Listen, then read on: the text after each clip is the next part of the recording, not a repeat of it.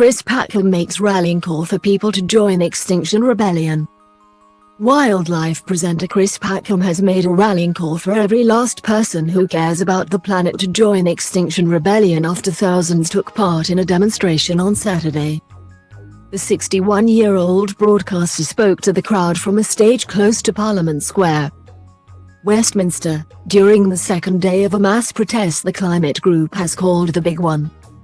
Around 50,000 people are expected to join the action between the 21st to the 24th of April, which has garnered support from more than 200 organizations including Greenpeace and Friends of the Earth.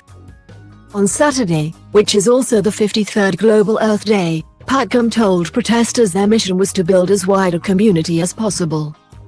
He said, "Our planet is in crisis, and if we don't take action then we will not protect that life, which includes us. One thing is clear, and that is that we need to step up. We want every last person who cares to get involved, because caring is not enough."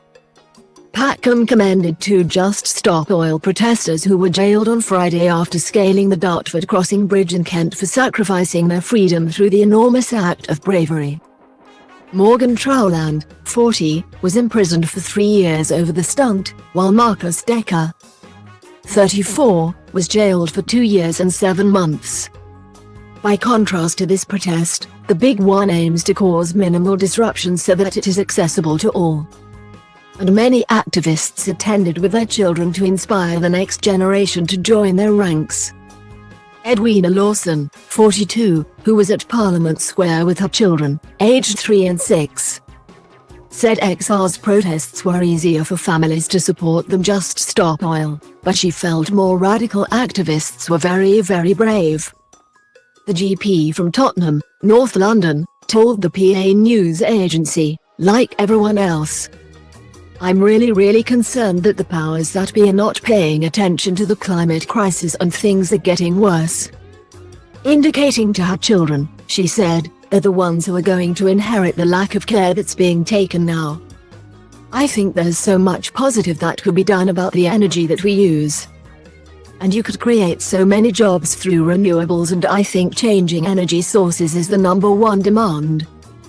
Veteran XR protester Jo Clark, 39, also from Tottenham, said she felt heartened to see so many people come out in support. Ms. Clark, who works in the arts and was holding her 1-year-old toddler, said schools were failing to teach children about climate change and she wanted the government to buck up and deal with it. She told PA, "There's still plenty of opportunity to deal with the climate crisis, and it's not being done by central government in any way, shape or form. We declared a climate emergency in legislation, but there is nothing that's being done to meet those targets. We're continuing to license new gas and oil, which is going to continue to drive us over the edge.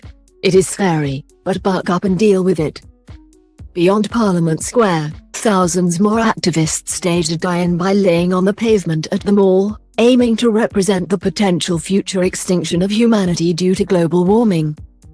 Many people also wore fancy dress, including the distinctive red-robed army of XR protesters who frequently turn up to the protests, while others wore masks depicting the King, Prime Minister Rishi Sunak, and various animals.